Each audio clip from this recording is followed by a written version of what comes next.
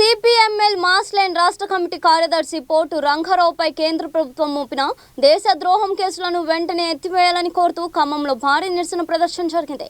కేంద్రంలోని బీజేపీ ప్రభుత్వం ఎన్ఐఏను అడ్డం పెట్టుకొని ప్రజాస్వామ్యవాదులపై కుట్రపూరిత కేసులు బనాయిస్తుందని నాయకులు ఆవుల అశోక్, జి రామయ్య మండిపడ్డారు. ఉపా వంటి చట్టాలను దుర్వినియోగం చేస్తూ ఉద్యమకారుల గొంతు నొక్కడం సరికాదని, వెంటనే ఈ అక్రమ కేసులను ఉపసంహరించుకోవాలని వారు డిమాండ్ చేశారు.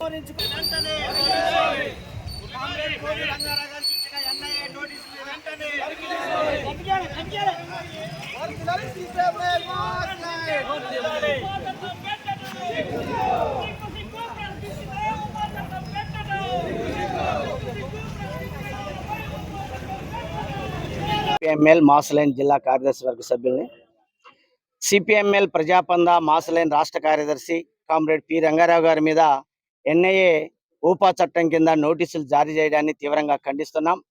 ప్రజల తరపున ప్రజా హక్కుల కోసం పోరాడుతున్న ప్రజానాయకుల్ని ఇలా కేంద్రంలో ఉన్న మోడీ ప్రభుత్వం ఎన్ఐఏ ద్వారా బెదిరించడం, అక్రమంగా కేసులు పెట్టడానికి ఇలా ప్రయత్నం చేస్తుంది. తెలంగాణ రాష్ట్రంలో కార్మికుల తరపున, కర్షకుల తరపున, కష్టజీవుల తరపున అనేక ఉద్యమాలు నిర్వహించి ఒక పెద్ద నాయకుడిగా ఎదిగిన కామ్రేడ్ రంగారావుని బెదిరించడం కోసం ఇవాళ మోడీ ప్రభుత్వం ఎన్ఐఏని ఒక దుర్మార్గంగా ఉపయోగించుకుంటుంది. ఎన్ఐఏ ఏదైతే చెప్తుందో వీటన్నిటికీ ఒక ప్రజాస్వామ్యబద్ధంగా పనిచేస్తున్న సిపిఎంఎల్ మాసలైన్ పార్టీని ఇవాళ ఒక ఉగ్రవాద సంస్థగా, దానికి నాయకత్వం ఇస్తున్న రంగారావు గారిని ఉగ్రవాద సంస్థగా చిత్రీకరించడం అనేది దుర్మార్గమైన చర్య. అందుకని ఇవాళ మోడీ ప్రభుత్వం ప్రధానంగా ప్రజల తరపున పోరాడుతున్న వాళ్ళని, ప్రజా హక్కులు కానీ లేదా జర్నలిస్టులను అరెస్ట్ చేసినప్పుడు కూడా మాట్లాడుతున్న వాళ్ళని ఇవాళ నోరు నొక్కేయటం కోసం, గొంతు నొక్కేయటం కోసం ఇవాళ ఎన్ఐఏని ఉపయోగించుకుంటుంది. ఇప్పటికైనా మోడీ ప్రభుత్వం ఎన్ఐఏ నోటీసులను వెంటనే వెనక్కి తీసుకోవాలని, లేని వల్ల 22వ తారీఖు నాడు తెలంగాణ వ్యాప్తంగా అగ్నిగుండంగా మారబోతుంది.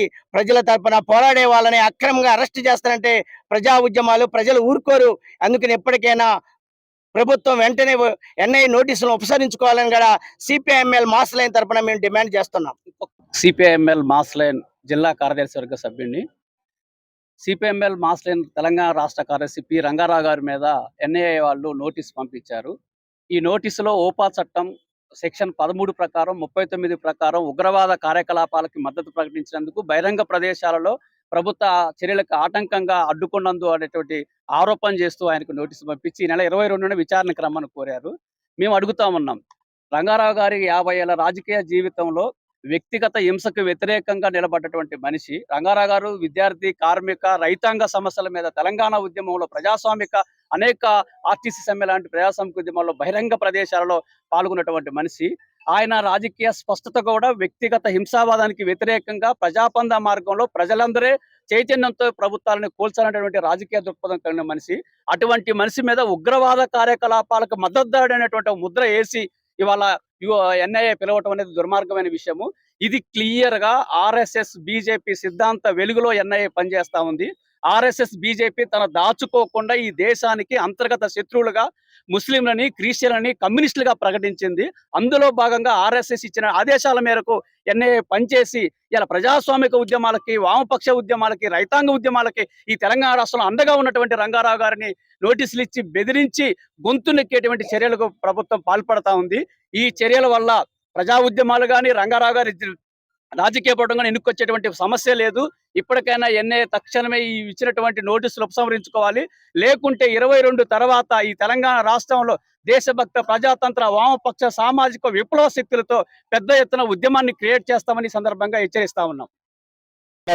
మాసలైన్ తెలంగాణ రాష్ట్ర కార్యదర్శి, జాతీయ సహాయ కార్యదర్శి అయిన కామ్రేడ్ పోటు రంగారావు గారి మీద నేషనల్ ఇన్వెస్టిగేషన్ ఏజెన్సీ ఎన్ఐఏ సంస్థ నోటీసులు పంపటం అనేటువంటిది రాజ్యాంగ విరుద్ధమైనటువంటిది.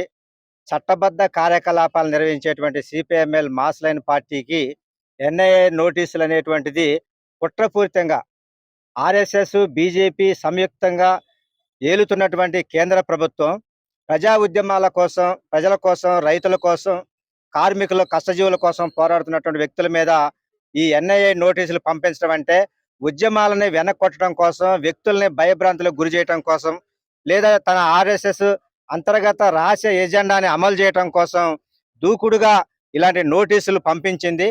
నోటీసులు పంపించడంలో కూడా కారణం ఏంటంటే గత 10 సంవత్సరాల నుండి మావోయిస్టుల మీద ఒక కగారు పేరుతోటి ఒక హింసాకాండని భారతదేశ వ్యాప్తంగా కొనసాగిస్తుంటే సిపిఎంఎల్ మాస్ లైన్ దీన్ని ఖండించినటువంటి సందర్భం ఉన్నది.